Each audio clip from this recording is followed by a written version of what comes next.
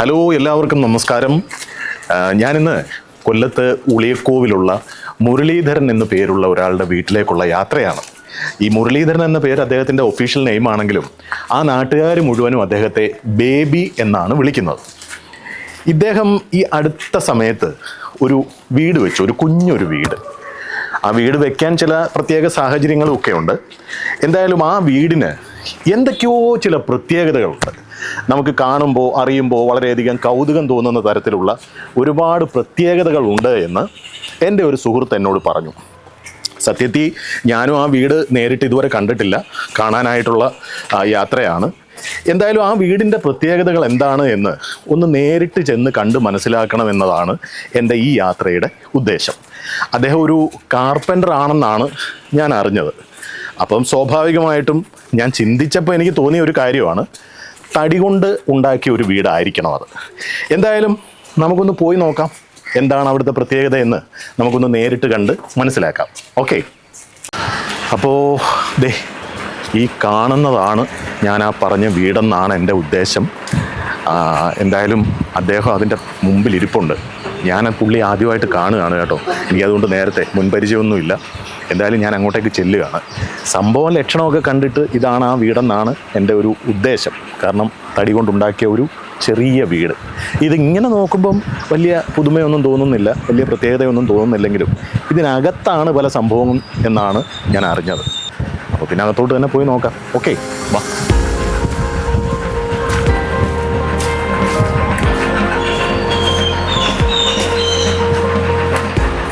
ചേട്ടാ നമസ്കാരം. ഞാനിങ്ങനെ ഒരാൾ വരുമെന്ന് അറിഞ്ഞ് ഇവിടെ വെയിറ്റ് ചെയ്യായിരിക്കും അല്ലേ? സുഹൃത്ത് വന്ന് പറഞ്ഞായിരുന്നു. രണ്ട് പേരാണ് എനിക്ക് കിട്ടിയത്, മുരളീധരൻ, ബേബി. ഇനി വേറെ വല്ല പേരും ഉണ്ടോ? ഇല്ല, ബേബി എന്നാണ് എന്റെ കൊച്ചിലെ ഇവിടെ അല്ല അറിയപ്പെടുന്നത് ബേബി എന്നാ. പക്ഷെ മുരളീധരൻ എന്ന് സ്കൂളിലിട്ട പേരാ. ഇവിടങ്ങളിൽ ആർക്കും അറിയത്തില്ല. അങ്ങനെ ഇപ്പൊ എനിക്ക് ബേബി എന്ന് വിളിക്കുന്ന ഇഷ്ടം. അപ്പൊ എല്ലാവരും ബേബി ബേബി എന്നാണ് കൂടുതലും വിളിക്കുന്നത്. അതെന്താ എന്റെ കാര്യം? അത് എനിക്കറിയത്തില്ല, എന്റെ നീളത്തിന്റെ മണ്ണത്തിന്റെ ഒക്കെ വെച്ചുകൊണ്ടായിരിക്കും ചിലപ്പോൾ അങ്ങനെ എല്ലാവരും വിളിക്കുന്നത്. ബേബി എന്ന് പേര്, ബേബി എന്ന് പറഞ്ഞെങ്കിലേ ഈ ഉളിയക്കോലുള്ള ആൾക്കാരും പിന്നെ ഒരുപാട് മറ്റുള്ള ആൾക്കാരൊക്കെ അറിയപ്പെടും. മുരളി എന്ന് പറയുമ്പോൾ കൂടെ പഠിച്ച ചില സുഹൃത്തുക്കൾക്ക് മാത്രം അറിയും. വൈഫിന്റെ പേര് മിനി എന്നാ. വൈഫിനെ ഞാൻ നമസ്കാരം. ഓക്കെ, ഒരു തനി വീട്ടമ്മയായിട്ട് തന്നെ നിൽക്കുകയാണല്ലേ? രാവിലെ കുറെ ജോലിയൊക്കെ ഉണ്ടായിരുന്നെന്ന് തോന്നുന്നു. ഓ ശരി ശരി ശരി. അതും കുഞ്ഞ് കുഞ്ഞാണ്, മൊത്തത്തിൽ കുഞ്ഞാണ്. ഓക്കെ, ഞാൻ ഇന്നലെ ചേട്ടന്റെ സുഹൃത്ത് ഷാജി പറഞ്ഞാണ് ഈ വീടിനെ കുറിച്ചുള്ള വിവരം അറിഞ്ഞത്. ഞാനിതിനു മുമ്പ് ഇത് കണ്ടിട്ടുമില്ല. അപ്പൊ എന്തായാലും ഒന്ന് വരാം, എന്താണ് ഇതിന്റെ പ്രത്യേകത എന്നൊന്ന് നേരിട്ട് കണ്ട് മനസ്സിലാക്കാമെന്ന് വിചാരിച്ചു.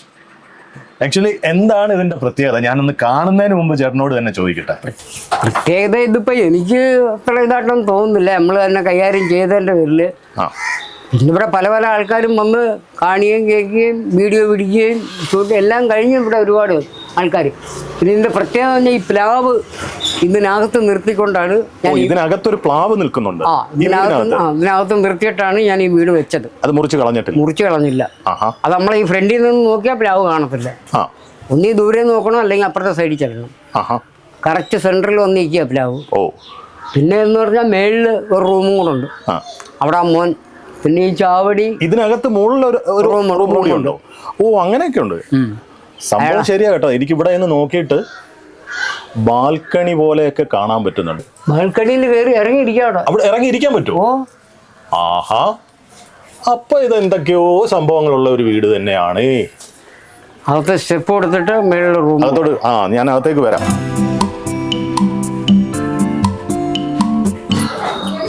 അപ്പോൾ അങ്ങനെ ബേബിച്ചേട്ടൻ്റെ പെർമിഷനോട് കൂടി ഞാൻ ഈ വീടിനകത്തേക്കൊന്ന് കയറുകയാണ്, മൊത്തത്തിലൊന്ന് കാണാൻ വേണ്ടി. ചെറിയൊരു വീടാണ്, ഒരു കുഞ്ഞു വീട്. ഇതാണ് മുകളിലേക്കുള്ള മുറിയിലേക്ക് പോകുന്ന സ്റ്റെപ്സ്.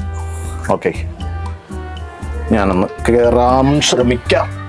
ഓക്കെ, കുഴപ്പമില്ല, ധൈര്യമായിട്ട്. അത് വരും. ഇവിടെയാണ് മോൻ. ഓ,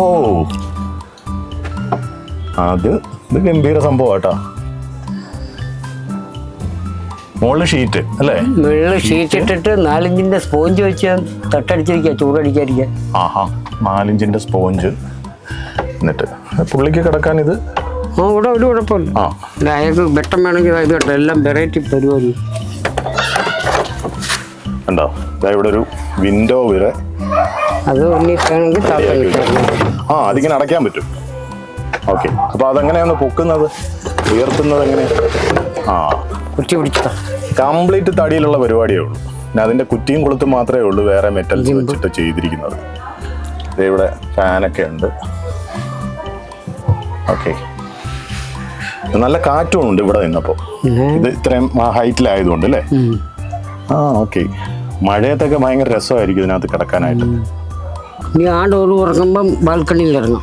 ആ ഇനി ഇത് ഈ റൂമിന്റെ വെളിയിൽ തന്നെ നേരത്തെ നമ്മൾ കണ്ടില്ലേ, ആ ബാൽക്കണിയിലോട്ടുള്ള ഒരു എൻട്രൻസ് ആണിത്. കണ്ടോ? ഈ ഡോറ് തുറന്നു കഴിഞ്ഞാൽ നേരെ ഈ ബാൽക്കണിയിൽ വന്നിരിക്കാൻ പറ്റും. അടിയിലെല്ലാം സൂപ്പർ പ്ലാനറ്റ് ഒട്ടടിച്ച് നോക്കിയത്. ആ ഇതാണ് ബാൽക്കണി. ഇവിടെയും ഒരാൾക്ക് വന്ന് നിൽക്കാം, വേണമെങ്കിൽ അവിടെ ഇരിക്കാം. ഇനി അതുമല്ല അവിടെ കിടക്കണമെങ്കിൽ കിടക്കുകയും ചെയ്യാം. സുഖമായിട്ട് ഒരാൾക്ക് കിടക്കാൻ പറ്റും.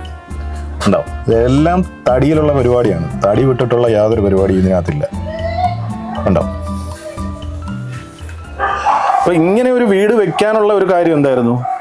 ഇതിപ്പോ നമ്മള് നേരത്തെ ഒറ്റയ്ക്ക് താമസിച്ചിരുന്നതാ. അപ്പൊ അവിടുന്ന് താമസിച്ചോണ്ടിരിക്കുമ്പോഴേ ഈ വസ്തു മേടിച്ചിട്ട് ഇപ്പൊ 4 മാസമാണ്. ആ ഈ വസ്തു പുതിയതായിട്ട് വാങ്ങിച്ചു. അപ്പഴും പിന്നെ വേറെ വീട് വാടക എടുക്കുമ്പോ എങ്ങനെയായിരുന്നാലും 7 രൂപ 8 രൂപ വാടക കൊടുക്കണം. അതിനൊക്കെ നല്ലത് ആ ഉള്ള പൈസ ഒരുമിച്ചെടുത്ത് ഇങ്ങനെ ചെറുതായിട്ടൊരെണ്ണം വെച്ച് തൽക്കാലം ഞങ്ങൾ താമസിച്ചുകൊണ്ട് ഇനി വീട് പിന്നെ വെക്കാന്ന് വിചാരിച്ചു. ഇത് ആരുടെ? മകന്റെ ഐഡിയ ആയിരുന്നു? മോന്റെ ഐഡിയ. പിന്നെ ഞങ്ങൾ 3 പേരും കൂടെ ഇത്രയൊക്കെ ആക്കി എടുത്ത്. ഇത് എന്ത് തടി അതിനു വേണ്ടി ഉപയോഗിച്ചിരിക്കുന്നത്? ഇതെല്ലാം പലകയുണ്ട്. ഞാൻ കാർപ്പൻ്ററാ. ഇതിനകത്ത് മാവുണ്ട്, മഹാഗണിയുണ്ട്, ആഞ്ഞിലിയുണ്ട്, പ്ലാവുണ്ട്, തേക്കുണ്ട്, എല്ലാം ഉണ്ട്. ഓ എല്ലാം കൂടെ മിക്സ് ചെയ്ത് പോളിഷ് ചെയ്തതും താവൂക്കൊറ്റിയതെല്ലാം ഞാൻ തന്നെ. നിങ്ങൾ രണ്ടുപേരും കൂടെ ചെയ്ത? മകൻ ഹെൽപ്പ് ചെയ്യാറുണ്ടായിരുന്നു? മോനും ഈ ജോലിക്ക് വരുന്നുണ്ടോ? മോൻ ഇതല്ല, അയാൾ ദിയയിലെ സെയിൽസിന്റെ സൂപ്പർവൈസർ. ഓക്കെ. മോന്റെ പേര് സുമേഷ്. പിന്നെ എത്ര പേരാ മക്കളെ? മൂത്താള് ഉണ്ടായിരുന്നു. 2 പേരേ ഉള്ളൂ. അയാൾ മരിച്ചുപോയി. ഈ മോൻ മാത്രമേ ഉള്ളൂ? അയാൾ എഞ്ചിനീയർ ആയിരുന്നു. ഓ ശരി ശരി. എഞ്ചിനീയർ ആയിരിക്കുമ്പോഴായിരുന്നു. അപ്പൊ എത്ര നാളായി? മരിച്ചിട്ട് ഇപ്പൊ 8 കൊല്ലമായി. 8 വർഷമായി. അത് ശരി ശരി. അയാളുണ്ടായിരുന്നെങ്കിൽ ഇതിന് ഇങ്ങനൊന്നുമല്ല, ഇതിനൊക്കെ ഐഡിയ ആണല്ലേ. ഭയങ്കര വർക്കിംഗ്. ഓ ശരി. എത്ര ദിവസം എടുത്തപ്പോ ഇത് വീട് വെക്കാനായിട്ട്? ഈ വീട് വെക്കാൻ എത്ര ദിവസം എടുത്തു? 1 മാസം എടുത്തു. 1 മാസം. വേറെ വലുതായിട്ട് ഹെൽപ്പ് ചെയ്യാനൊന്നും ആരും ഇല്ലായിരുന്നില്ല. ലാസ്റ്റ് കൂര ഇറക്കാൻ നേരത്ത് മാത്രം നമ്മുടെ ഒരാൾ ചേച്ചാരെ വിളിച്ച്. പുള്ളിക്കാരൻ എൻ്റെ മുമ്പിലൊന്നും കയറത്തില്ല. അയാൾക്ക് ഇതിന്റെ ഐഡിയ കുറച്ചില്ലേ ഉള്ളു, അല്ലാതെ വേറെ ഒന്നും അറിയത്തില്ല. അതിനെ പറ്റി മൂത്താക്കാമെങ്കിൽ എല്ലാ പണികളും അറിയും. ഓക്കെ. ഇനി ഇതിന്റെ മേളിൽ നിന്ന് താഴോട്ട് ഞാൻ വന്ന വഴി ഒന്ന് തിരിച്ചിറങ്ങാൻ പോവാണ്.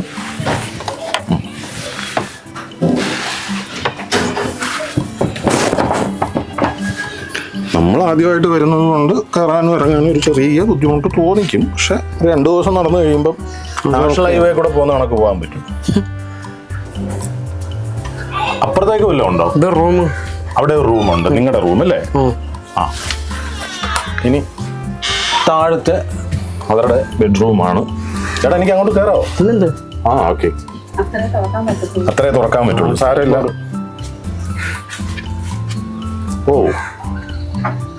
അതിനേക്കാളും ഗംഭീരം കേട്ടോ. ഇതിനകത്തും TV വെച്ചിട്ടുണ്ട്. ഇവിടെ ഇരുന്നും TV കാണാം. ഇത് ബേബിച്ചേട്ടൻ്റെ ബെഡ്റൂമാണ്. പറഞ്ഞ പോലെ ഒരു ചെറിയ റൂം. അവർക്കും ഇതിനകത്ത് സ്വസ്ഥമായിട്ട് കഴിയാൻ പറ്റും. പിന്നെ ഇതിലെ ചിത്രപ്പണിയൊക്കെ ബേബിച്ചേട്ടൻ്റെ തന്നെ കരവിരുതായിരിക്കും അല്ലേ? ഓക്കെ. ആ TV സ്റ്റാൻഡിനകത്ത് ഒരുപാട് കേസൊട്ടുണ്ടായിരുന്നു. എല്ലാം ഞാൻ ഇപ്പം ഇവിടെ കയറ്റിയപ്പോൾ പൊളിഞ്ഞു. ഇത് ഞാൻ ഇത് സെക്ഷനായിട്ട് തിരിച്ചിരുന്നത്. ഇതിനെ ഇളകി വീട് മാറിയപ്പോഴത്തേക്ക് ഇതെല്ലാം ഇളകിപ്പോയി. അപ്പം ഇതിനകത്ത് ഓരോ സ്പീക്കർ ഞാൻ സെറ്റ് ചെയ്ത് വെച്ചിരുന്നത് ഇത്. അതായത് ഫിക്സ് ചെയ്ത് വെച്ചിരുന്നതാ. ഇവിടെ ആംപ്ലിഫയർ, ആ മേളിലും അവിടെ അതിനും ഒരു ബോക്സ് ഉണ്ടായിരുന്നു. അപ്പുറവും ഇപ്പുറവും അതിനും കണക്കാക്കിയുള്ള സ്പീക്കറായിരുന്നത്. ഇവിടെ സെറ്റ് ബോക്സ് അതും ഇതെല്ലാം ഇതിനകത്ത് തന്നെ സെറ്റ് ചെയ്ത് എല്ലാം കറക്റ്റായിട്ട് ടൈറ്റ് ചെയ്ത് മാറ്റി വെച്ചിരിക്കുക. എല്ലാം ഇളകി പോയി. അപ്പുറമൊക്കെ ഇരിപ്പുണ്ട്. ഇതാണ് കിച്ചൺ. ഈ പറഞ്ഞ പോലെ എനിക്ക് തോന്നുന്നു ബെഡ്റൂമിനേക്കാളും കുറച്ചുകൂടെ വലിപ്പമുണ്ട് കിച്ചൺ. അതിനകത്ത് പറഞ്ഞ പോലെ അവർക്ക് ആവശ്യമായിട്ടുള്ള സജ്ജീകരണങ്ങളൊക്കെ അതിനകത്ത് ഒരുക്കിയിട്ടുണ്ട്. ഇതെല്ലാം തടിയിലുള്ള പരിപാടിയാണ് കേട്ടോ. ഉണ്ട്, സ്റ്റൗവൊക്കെ അവിടെ വെച്ചിട്ടുണ്ട്. പിന്നെ വേണ്ടുന്ന എല്ലാ സാധനങ്ങളും അതിനകത്തുണ്ട്. ഫ്രിഡ്ജ് ഒക്കെ ഉണ്ട്, നമുക്ക് ആവശ്യമായിട്ടുള്ള സാധനങ്ങളുണ്ട്. ദേ വാഷിംഗ് മെഷീൻ വരെ ഇതിനകത്ത് അവർ സജ്ജമാക്കിയിട്ടുണ്ട്. അങ്ങനെ ആ ചെറിയ കുടുംബത്തിന് കഴിയാൻ പറ്റുന്ന എല്ലാ സാധനങ്ങളും ഇതിനകത്ത് ഉൾക്കൊള്ളിച്ചിട്ടുണ്ട്. അതാണ് എനിക്ക് തോന്നിയ ഏറ്റവും വലിയൊരു പ്രത്യേകത. ഈ കുഞ്ഞു വീടിനകത്ത് ഒരു വീട്ടിന് ആവശ്യമായിട്ടുള്ള എന്തൊക്കെ സാധനങ്ങളുണ്ടോ അതെല്ലാം ഇതിനകത്ത് ഉൾപ്പെടുത്തിയിട്ടുണ്ട്. അതെല്ലാം അതിനകത്ത് അറേഞ്ച് ചെയ്തിട്ടുണ്ട്. മറ്റു ചില പ്രത്യേകതകൾ കൂടി ഈ വീടിനകത്തുണ്ട്. അതായത് ഈ കാണുന്നത് കണ്ടോ, ഇത് അതായത് ഈ സംഭവം ഇത് നമ്മൾ കാണുമ്പം തടിയാണെന്ന് തോന്നും. തടിയാണോ എന്ന് ചോദിച്ചാൽ അതിൽ ചെറിയ ചെറിയ താണ്ടി ഈ പീസുകളൊക്കെ തടിയാണ്. പക്ഷെ അതിനകത്ത് വേറൊരു സസ്പെൻസ് ഉണ്ട്. ആ ബോക്സ് ബേജേട്ടാ, അതെന്താണ് സംഭവം? ഇത് ബോക്സ് മേളിൽ ഇപ്പം നമ്മൾ കണ്ട ടി വി കൊണ്ടുവന്ന ബോക്സ് അത് കാർബോർഡ്, അത് ഞാൻ പോളിഷ് ചെയ്ത് ഇതേപോലെ ആക്കിയെടുത്ത്. ആ ടി വി കൊണ്ടുവന്ന ആ ബോക്സ് ആണിത്. എന്നിട്ട് അതിനകത്ത് ഇങ്ങനെ കളർ ചെയ്ത് പോളിഷ് ചെയ്തിട്ട് ഇങ്ങനെയൊക്കെ ചെയ്തെടുത്ത്. ഓ, അത് ഗംഭീരം. പിന്നെ നമുക്ക് ചെറിയ പരിപാടിയുണ്ട്, ഞങ്ങൾക്ക് പാട്ടിനൊക്കെ പോകുന്നൊരു പരിപാടിയുണ്ട്. ഗഞ്ചിറയാണോ ഇരിക്കുന്നത്? ആഹാ. പിന്നെ മറ്റേ വയലിൻ ആരാ വായിക്കുന്നത്? മോൻ. ഗഞ്ചിറ നമ്മള് ഓക്കെ. ഭജനക്കൊക്കെ പോകുന്നുണ്ടോ? ഭജന അങ്ങനെയൊക്കെയുള്ള സംഭവത്തിൽ ഇതേ കണ്ടോ, ഇതിൻ്റെ മുകളിലൊക്കെ മിസ്റ്റ് പോലൊക്കെയാണ് ഡെക്കറേറ്റ് ചെയ്തിരിക്കുന്നത്. അതിനിടയിലൊക്കെ ലൈറ്റ് സെറ്റ് ചെയ്തിട്ടുണ്ട്. അതിപ്പോൾ കത്തിക്കാൻ പറ്റില്ലായിരിക്കും അല്ലേ? മൊബൈലിനകത്താണ്. ആഹാ, അതെല്ലാം മോൻ്റെ കയ്യിലായിരിക്കും. പുള്ളി ഇപ്പോൾ ഇവിടെ ഇല്ല, പുള്ളി ജോലിക്കായിട്ട് പോയിരിക്കുക. ഇപ്പോൾ വരാമെന്ന് പറഞ്ഞെന്ന് പറഞ്ഞു.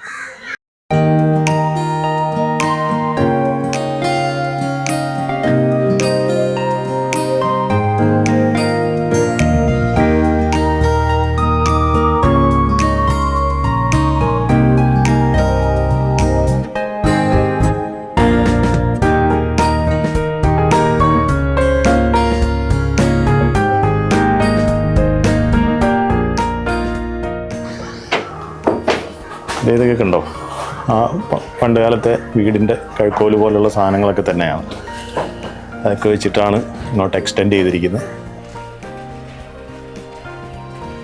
ഇനി മറ്റൊരു കാര്യമുണ്ട്, നേരത്തെ ബേബിച്ചേട്ടൻ നമ്മളോട് പറഞ്ഞായിരുന്നല്ലോ, ഈ വീടിനകത്ത് ഒരു പ്ലാവ് നിർത്തിയിട്ടുണ്ട്.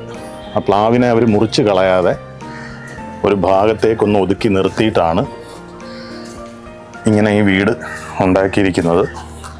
നമ്മൾ ആ വീട് ആ പ്ലാവ് ഒന്ന് കാണാൻ വേണ്ടി ഇങ്ങോട്ട് വന്നതാണ്. ഇതാണ് ആ പ്ലാവ് ഉണ്ടോ. പക്ഷെ അവിടെ ആ പ്ലാവ് അങ്ങനെ മുറിച്ച് കളയാതെ അവരതിനെ നിർത്തിയിട്ട് അതിന് ചുറ്റും ഷീറ്റൊക്കെ ഇട്ട് ഭദ്രമാക്കി നിർത്തിയിട്ട് ബാക്കി സ്പേസിലാണ് ഈ വീട് ഉണ്ടാക്കിയിരിക്കുന്നത്.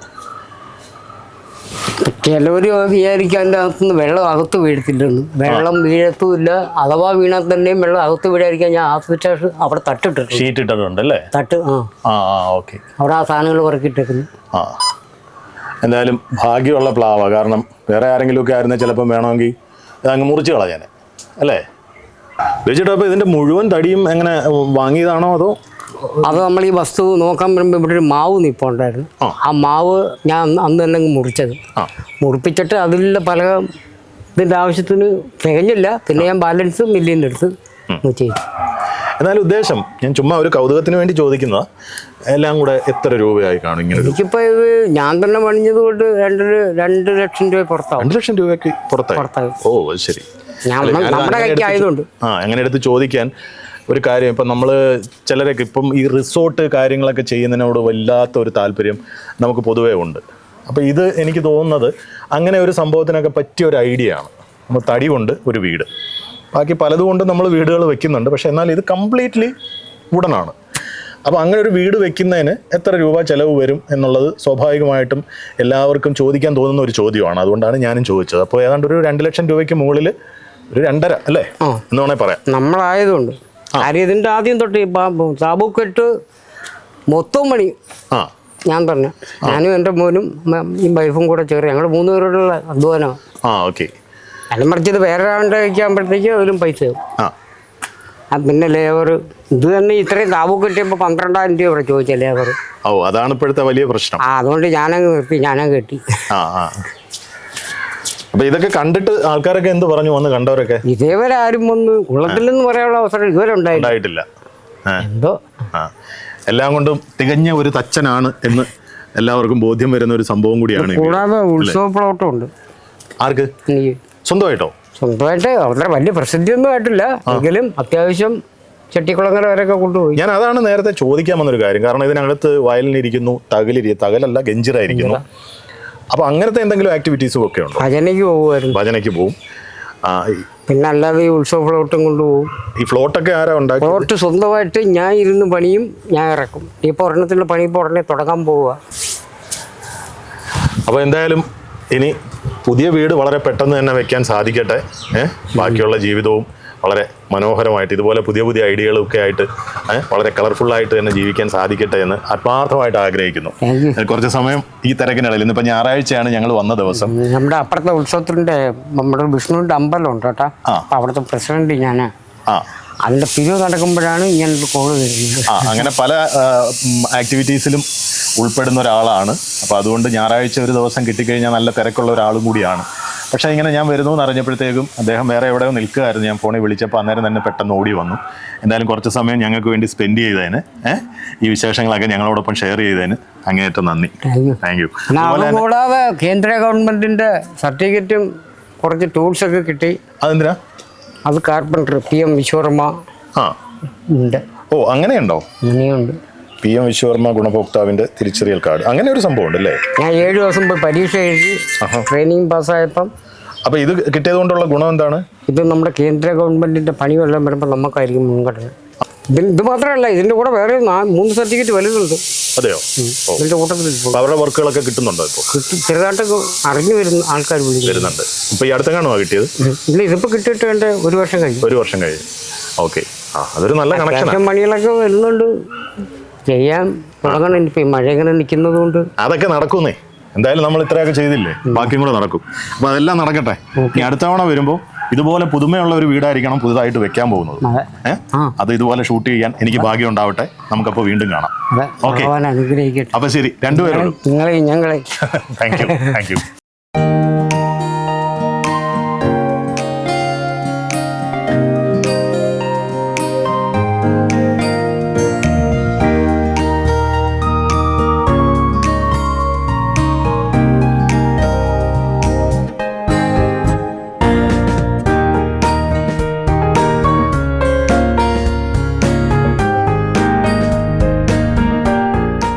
അങ്ങനെ ബേബി ചേട്ടനോടും അദ്ദേഹത്തിൻ്റെ വൈഫിനോടും യാത്ര പറഞ്ഞ് ഞാൻ ഇവിടുന്ന് ഇറങ്ങുകയാണ്. നിങ്ങൾ കണ്ടുവല്ലോ ഈ കുഞ്ഞു വീടും അതിൻ്റെ ചുറ്റുപാടും ഒക്കെ. അതങ്ങനെ ഒരു വലിയ കൗതുകമുള്ള കാര്യമാണോ എന്ന് ചോദിച്ചാൽ അങ്ങനെ വലിയ കൗതുകമൊന്നും എനിക്കും തോന്നിച്ചില്ല, നിങ്ങൾക്കും തോന്നിയിട്ടുണ്ടാവില്ല എന്ന് എനിക്ക് നന്നായിട്ട് അറിയാം. പക്ഷേ എങ്കിലും ഇതിനകത്തൊരു നല്ല വശമുണ്ട്.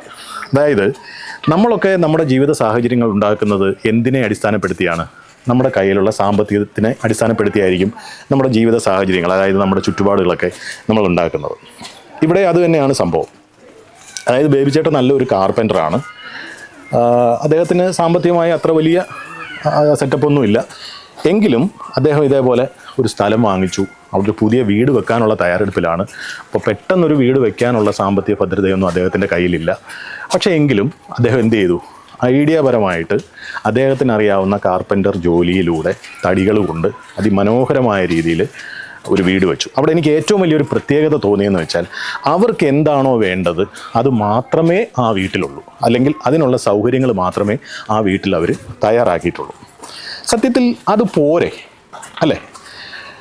പക്ഷേ അങ്ങനെയല്ല ഇവിടെ പലരും ജീവിക്കുന്നത്. പോട്ടെ, അതൊന്നും നമുക്കങ്ങനെ വലിയൊരു വിഷയമാക്കി എടുക്കേണ്ട, അല്ലെങ്കിൽ നമ്മുടെ സബ്ജക്റ്റ് ആക്കി എടുക്കേണ്ട. എന്തായാലും ഇങ്ങനെയും നമ്മൾ വിചാരിച്ചാൽ ഒതുങ്ങി ജീവിക്കാൻ പറ്റും.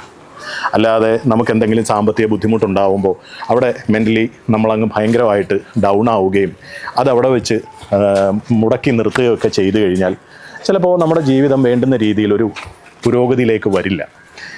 അപ്പോൾ അവിടെയൊക്കെ എങ്ങനെ നമ്മുടെ കയ്യിൽ എന്താണോ ഇരിക്കുന്നത് അതിനനുസരിച്ചിട്ട് ഐഡിയാപരമായിട്ട് കാര്യങ്ങൾ നമ്മൾ നോക്കി കാണുകയാണെങ്കിൽ, അത് പ്രാവർത്തികമാക്കാൻ ശ്രമിക്കുകയാണെങ്കിൽ നമ്മുടെ ജീവിതം ഇപ്പോൾ ബേബി ചേട്ടൻ പറഞ്ഞതുപോലെ വളരെ കളർഫുള്ളാക്കി മാറ്റാൻ പറ്റും. എന്തായാലും ഈ കുഞ്ഞു വീഡിയോ ഇങ്ങനെ ഇവിടെ നിർത്തുകയാണ്. ഇനി മറ്റൊരു വിശേഷവുമായി അടുത്ത വീഡിയോയിൽ കാണാം. അതുവരെ എല്ലാവർക്കും നന്ദി.